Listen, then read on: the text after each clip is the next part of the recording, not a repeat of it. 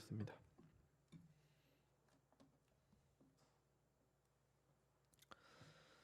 그러므로 이제는 여호와를 경외하며 온전함과 진실함으로 그를 섬기라. 너희의 조상들이 강 저쪽과 애굽에서 섬기던 신들을 치워버리고 여호와만 섬기라. 만일 여호와를 섬기는 것이 너희에게 좋지 않게 보이거든 너희 조상들이 강 저쪽에서 섬기던 신들이든지 또는 너희가 거주하는 땅에 있는 아모리 족속의 신들이든지 너희가 섬길 자를 오늘 택하라. 오직 나와 내 집은 여호와를 섬기겠노라 하니 백성이 대답하여 이르되 우리가 결단코 여호와를 버리지 않고 다른 신들을 섬기기를 하지 아니하오리니 이는 우리 하나님 여호와께서 친히 우리와 우리 조상들을 인도하여 애굽 땅 종되었던 집에서 올라오게 하시고 우리 목전에서 그 큰 이적들을 행하시고 우리가 행한 모든 길과 우리가 지나온 모든 백성들 중에서 우리를 보호하셨음이며 여호와께서 또 모든 백성들과 이 땅에 거주하던 아모리 족속을 우리 앞에서 쫓아내셨음이라. 그러므로 우리도 여호와를 섬기리니 그는 우리 하나님이심이니이다 하니라. 여호수아가 백성에게 이르되 너희가 여호와를 능히 섬기지 못할 것은 그는 거룩하신 하나님이시요 질투하시는 하나님이시니 너희의 잘못과 죄들을 사하지 아니하실 것임이라. 만일 너희가 여호와를 버리고 이방 신들을 섬기면 너희에게 복을 내리신 후에라도 돌이켜 너희에게 재앙을 내리시고 너희를 멸하시리라 하니 백성이 여호수아에게 말하되 아니니이다 우리가 여호와를 섬기겠나이다 하는지라. 여호수아가 백성에게 이르되 너희가 여호와를 택하고 그를 섬기리라 하였으니 스스로 증인이 되었느니라 하니 그들이 이르되 우리가 증인이 되었나이다 하더라. 여호수아가 이르되 그러면 이제 너희 중에 있는 이방 신들을 치워버리고 너희의 마음을 이스라엘의 하나님 여호와께로 향하라 하니 백성이 여호수아에게 말하되 우리 하나님 여호와를 우리가 섬기고 그의 목소리를 우리가 청종하리이다 하는지라. 그날에 여호수아가 세겜에서 백성과 더불어 언약을 맺고 그들을 위하여 율례와 법도를 제정하였더라.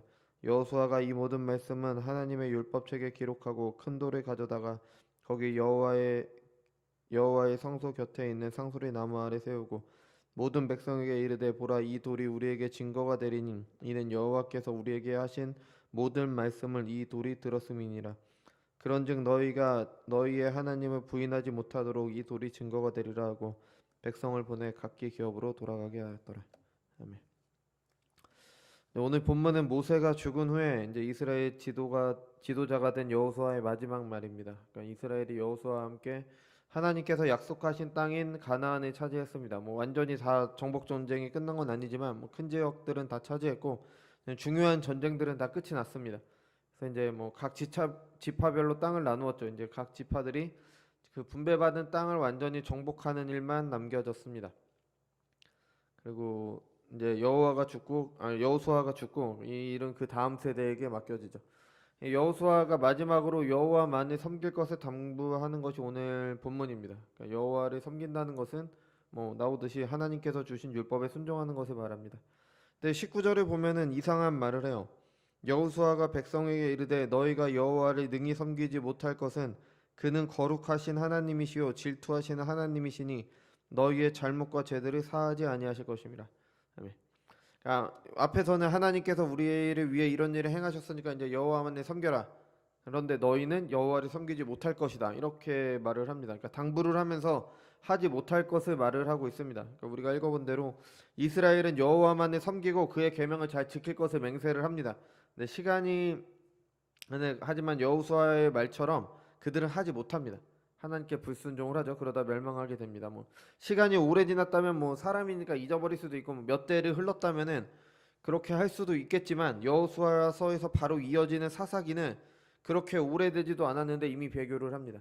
사사기 17장부터 18장에 보면 아주 이상한 레위인이 나오죠. 뭐 미가라는 사람이 자기 마음대로 신상을 세우고 뭐 지나가는 레위인, 베들레헴을 떠난 레위인에게 가서 그 레위인을 데려다가 제사장으로 삼습니다.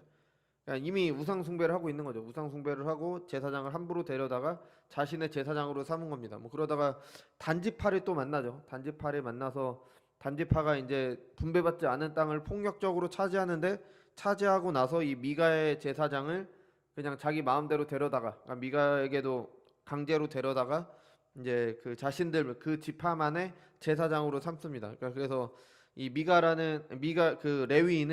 데려간 레위인은 우상 앞에서 제사장 노릇을 하게 됩니다.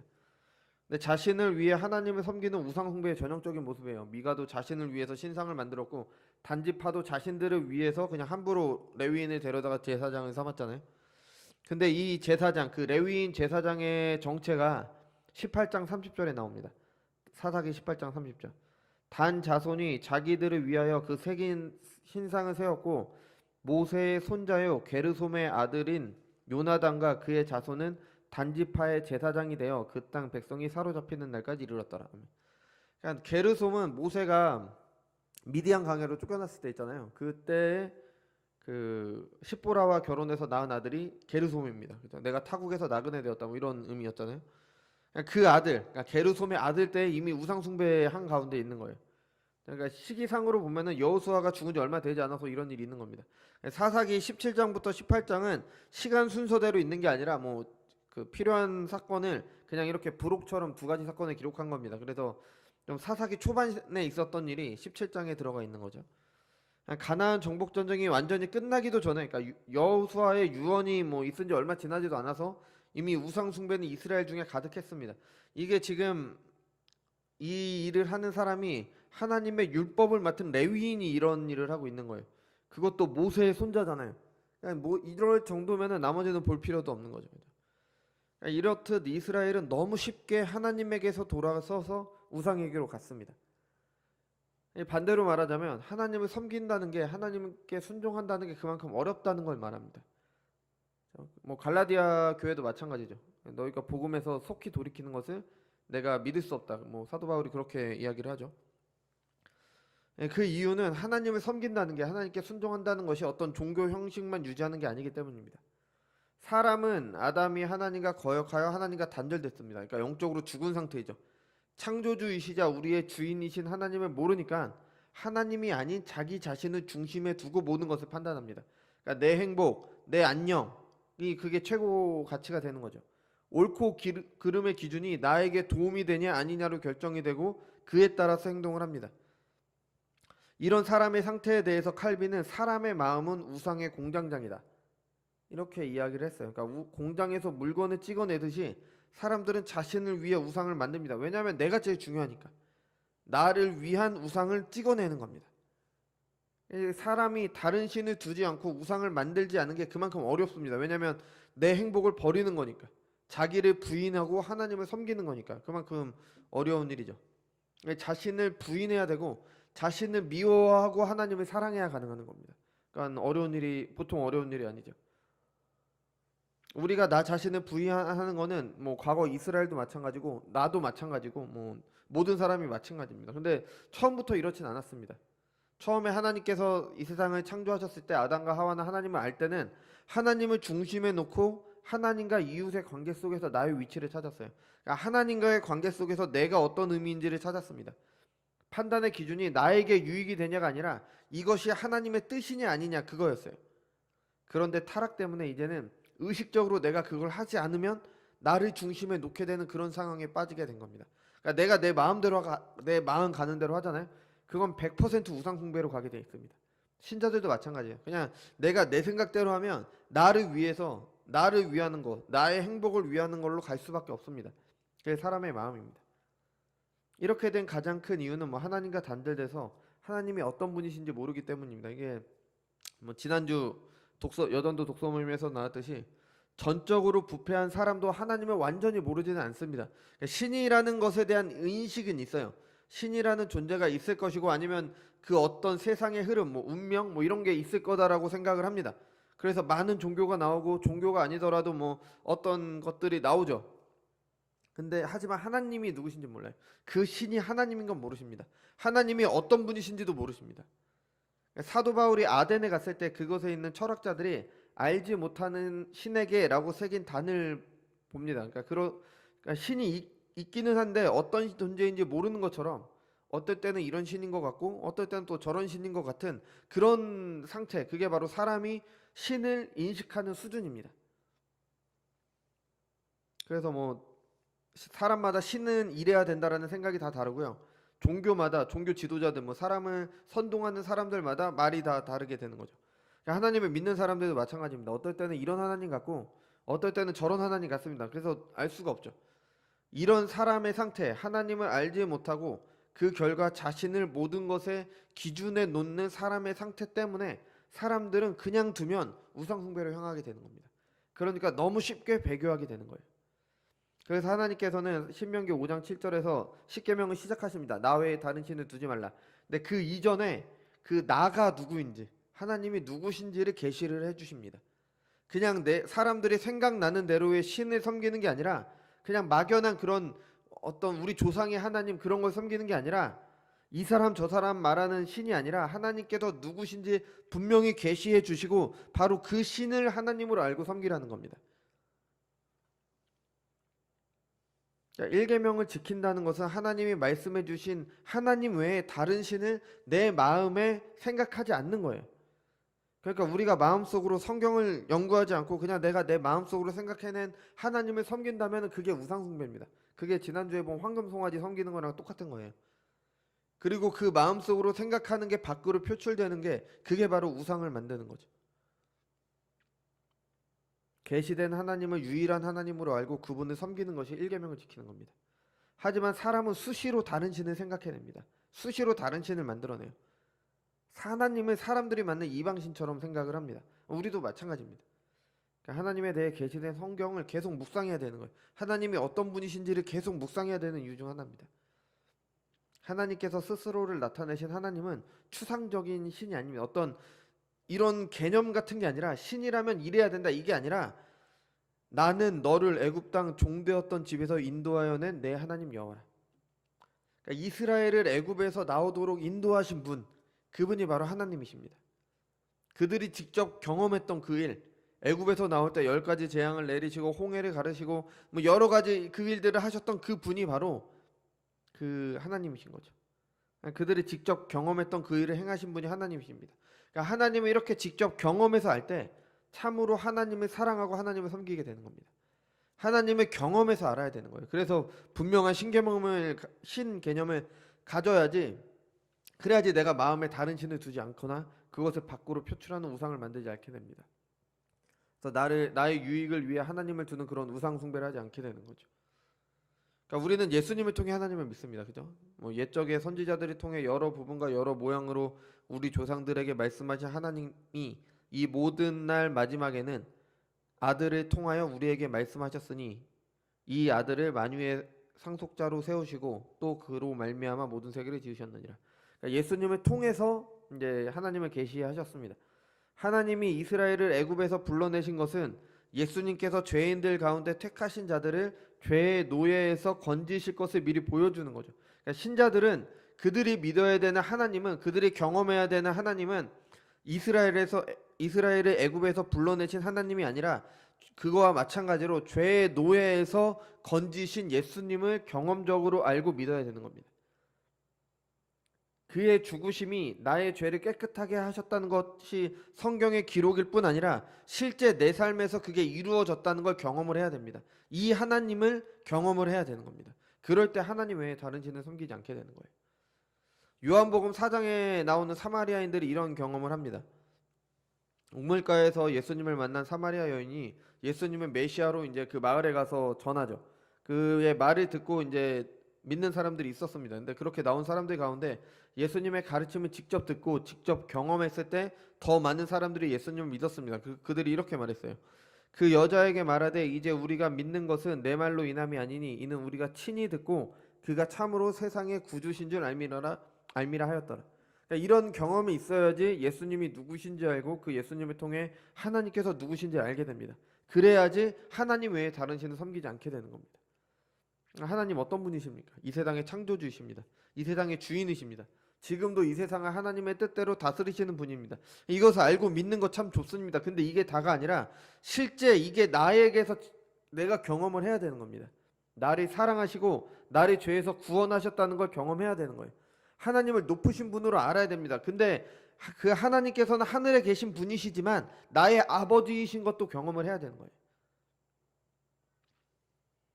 나를 구원하시고 그를 사랑하지 않는 것을 질투하신다고 하시면서 3, 4대까지 벌을 내리신다고 말씀하신 것을 그걸 내가 실제 경험을 해야 되는 겁니다.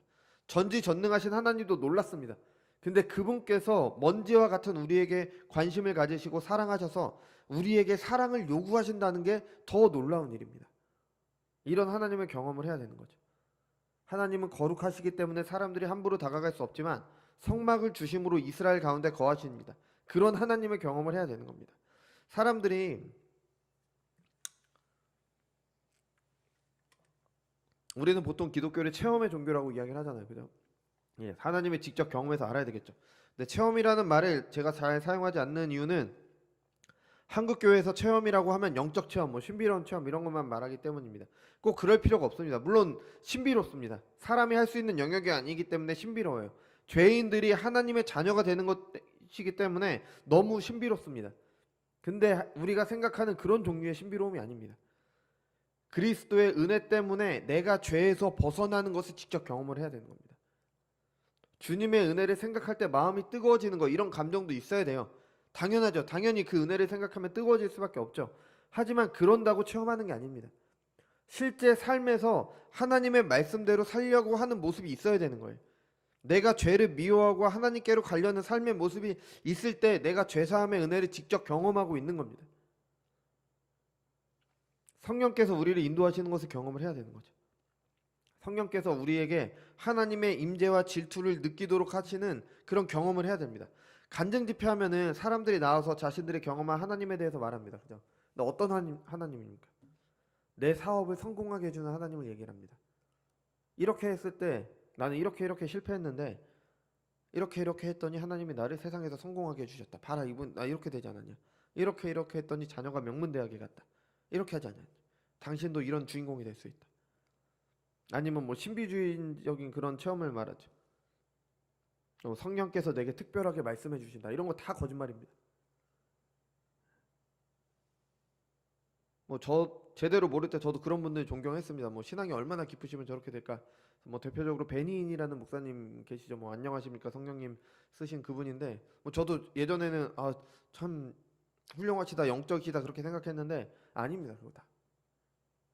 우리나라에도 여러 계시죠. 이런 체험이 아닙니다. 성령께서 그렇게 뭐 물론 그럴 수도 있겠죠. 근데 그거는 특이한 그 한두 사람의 경우라면 뭐 개인적인 거기 때문에 뭐 제가 뭐라고 말씀드릴 수는 없지만 일반적으로는 성령의 경험은 말씀이십니다. 성령께서는 주님에 대해서 증언하십니다. 요한복음 14장에서 16장이 그걸 얘기하고 있잖아요. 그가 오셔서 나에 대해 증언할 것이다. 그가 그의 말을 하지 않고 그가 듣고 본 바를 말할 것이다. 예수님에 대해서 증언하신다는 겁니다. 성령께서는 근데 이것을 우리의 영과 함께 일하세요. 하나님의 마음을 우리에게 알리십니다.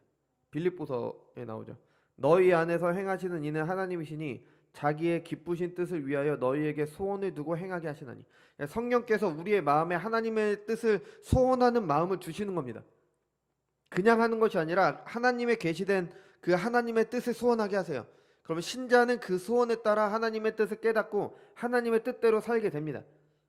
이게 성령께서 우리를 인도하시는 겁니다. 사도 바울은 데살로니가 5장 19절에서 성령을 소멸하지 말라고 권면합니다.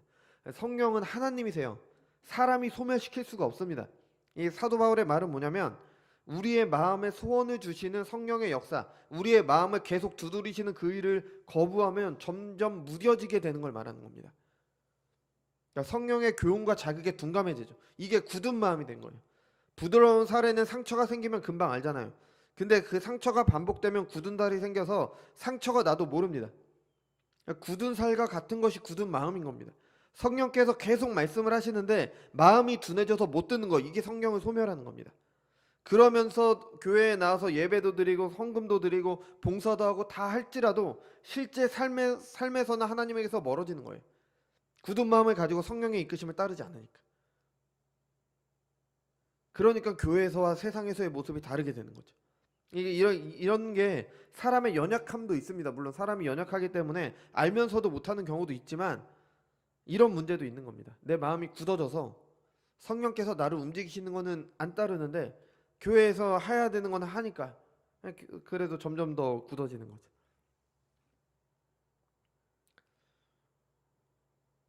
성령의 인도는 받지 않는 대신 종교적인 활동을 함으로 그거를 안심을 하는 겁니다. 대신 채우는 거죠. 그죠? 하나님의 질투도 성령께서 알게 하십니다. 우리가 어떤 죄를 지을 때 그 죄에 대해서 안타까움을 느끼게 하십니다. 이것밖에 안 되는 내 모습을 한탄하게 하시죠. 이게 성령께서 하나님의 질투를 우리에게 느끼도록 하시는 겁니다. 우리 영과 함께 일하시는 겁니다.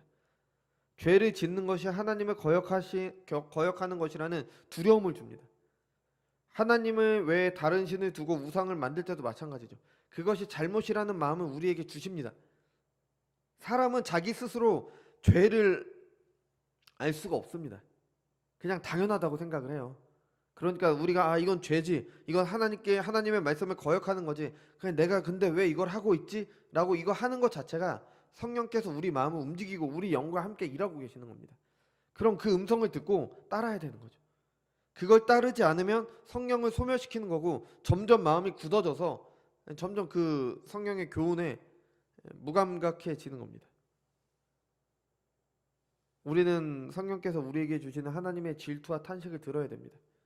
그래야 하나님의 계명을 지키게 되는 거죠. 그러니까 성령의 인도하심을 받는다는 게 이런 겁니다. 이게 바로 내가 그리스도인이 되었다는 체험을 하는 겁니다. 이게 바로 내가 죄에서 죄사함을 받았다라는, 구원받았다라는 체험을 하는 거예요.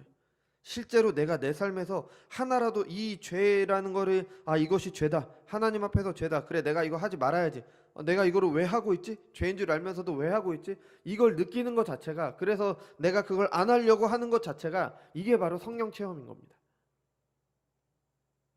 물론 뭐 특별한 경우에는 다른 뭔가를 하실 수도 있겠지만 일반적으로는 모든 사람들은 이런 성령 체험을 해야 되는 겁니다. 이처럼 이런 경험을 통해서 내가 죄사함을 받았다는 걸 경험함을 통할 때 하나님을 참으로 사랑하게 되는 겁니다. 창조주이시며 절대자이신 분은 존경할 수 있어도 너무 멀게 느껴져서 사랑할 수는 없죠.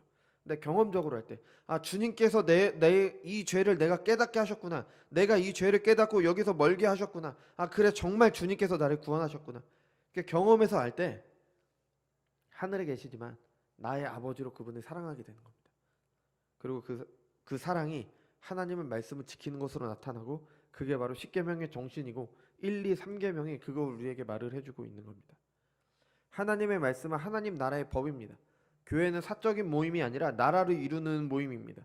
그래서 법이 있어야 되고 그것이 율법이죠. 하지만 세상 나라와는 분명히 다른 게 그 모든 것이 사랑에 기초한다는 겁니다. 하나님 나라 백성으로 당연한 의무로 율법을 지키지만 의무에서 그치는 것이 아니라 사랑하기 때문에 순종하는 겁니다. 이게 마태복음 5장부터 이어지는 예수님의 산상수훈에도 잘 나타나죠. 살인하지 말라는 계명은 살인도 하지 말아야 됩니다. 그건 너무나 당연한 거고요. 그것에서 그치지 않고 하나님의 사랑에서 그것을 지키는 사람은 다른 사람의 생명을 존중하는 것까지 하게 되는 겁니다. 모든 계명이 마찬가지죠. 하나님을 사랑하지 않고 우상을 만들어 자신을 섬기는 것은 자손에게 영향을 줍니다. 지난주에 봤듯이요. 그래서 똑같은 삶을 살게 되는 거죠. 이런 악영향 때문에 하나님께서 3, 4대까지 벌을 주신다고 하셨습니다. 하나님께서 그냥 죄 가운데 행하도록 그냥 두시는 것 자체가 그게 벌을 주시는 겁니다. 하나님의 사랑함으로 계명을 지키는 자에게는 자신이 만든 신이 아니라 성경이 계시하는 하나님을 사랑하고 섬기는 사람은 1000대까지 복을 주신다고 약속을 하셨습니다. 그리고 그 약속의 결과가 바로 우리들입니다. 하나님을 사랑하여 계명을 지키는 사람의 영향력은 그 사람의 후손과 나아가 그들이 속한 사회에 강력한 영향력을 줍니다. 아브라함의 믿음이 이스라엘 자손에게 영향을 주었죠. 나아가 그의 영적 자손이 현재 교회들에게도 좋은 영향을 주고 있습니다. 아브라함이 지켰던 그 하나님의 계명이 지금 우리에게도 전해지고 있는 겁니다. 1000대까지 이어지고 있는 겁니다.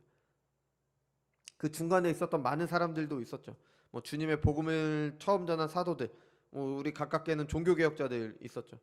그리고 그들의 후손, 육적인 후손을 넘어서 그들의 믿음에 동참하고 있는 영적인 후손들에게도 영향을 주고 그 결과 대한민국이라는 그들이 생각하지도 못했을 나라의 한 교회에서 그들의 삶에 따르는 사람들이 있게 된 겁니다. 그러니까 우리는 그들의 선한 영향력을 받아서 우리가 믿음을 갖게 되는 거죠. 그러니까 우리도 믿음으로 우리의 신앙의 선배들과 아브라함의 복에 동참하고 있는 겁니다. 이거는 좁은 범위인 한 가정 안에서도 마찬가지입니다. 한 사람의 참된 신앙을 가지게 되면 그 영향이 그 집안 전체에 영향을 주게 됩니다. 그래서 한 가정이 이런 식으로 구원을 받게 되는 거죠. 그러니까 부모가 진정으로 하나님을 사랑하면 그 계명에 순종하면 자녀에게 강한 영향을 주고 계속 후손에게 전해지며 믿음의 가정으로 서가게 되는 겁니다. 하나님의 복이 천대까지 미치게 되는 거죠. 자기를 부인하고 하나님을 사랑하는 복, 하나님의 자녀로 사는 복을 이제 대대로 받게 되는 겁니다. 근데 이런 신앙생활을 할 때 주의해야 될 점이 있습니다. 뭐 사도 바울이 말하는 것처럼 우리가 선을 행하되 낙심하지 말지니 포기하지 아니하면 때가 이름에 거두리라. 그러니까 하나님의 뜻대로 살 때 낙심하지 말아야 됩니다. 뭐 우리 교회에 그런 분들은 없지만 뭐 큰 교회에 가거나 교회 다니다가 안 다니시는 분들 가운데 이런 말씀도 하십니다. 하나님을 그렇게 사랑하고 계명을 지켜봤자 뭐 있냐? 과도한 종교적인 열심은 정신 건강에 좋지 않다. 하지만 하나님이 어떤 분이신지와 우리가 어떤 존재인지, 그럼에도 이런 우리에게 무엇을 행하셨는지를 알게 된다면 이런 말을 할 수가 없습니다. 하나님을 향한 사랑이 지나칠 수는 없습니다. 나를 향한 사랑이 지나칩니다. 늘 그렇습니다. 근데 하나님을 향한 사랑은 늘 부족합니다.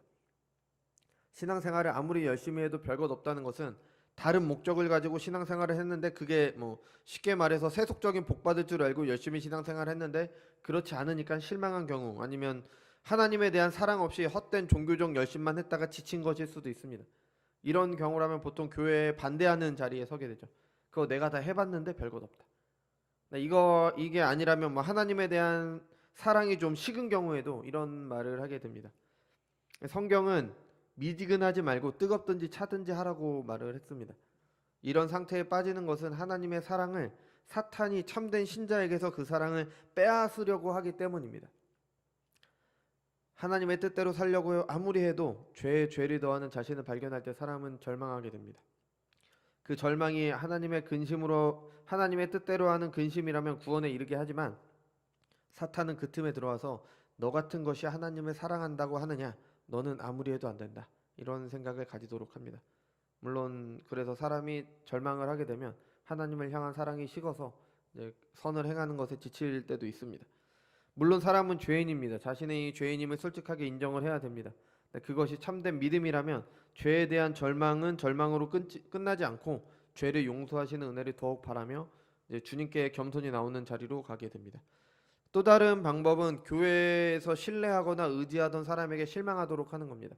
유명하신 목사님을 따르다가 실망해서 돌아서는 경우가 종종 있죠.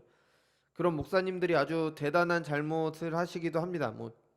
그래서 저런 사람도 다를 것 없구나, 하나님께 순종하다고 별것 없구나, 그렇게 얘기를 합니다. 그러면서 세상에서 재미를 찾는 것이 더 지혜롭다라고 얘기를 하죠. 사람이 연약하기 때문에 실망하는 것은 당연합니다. 하지만 우리가 의지하는 것은 하나님이지 사람이 아닙니다.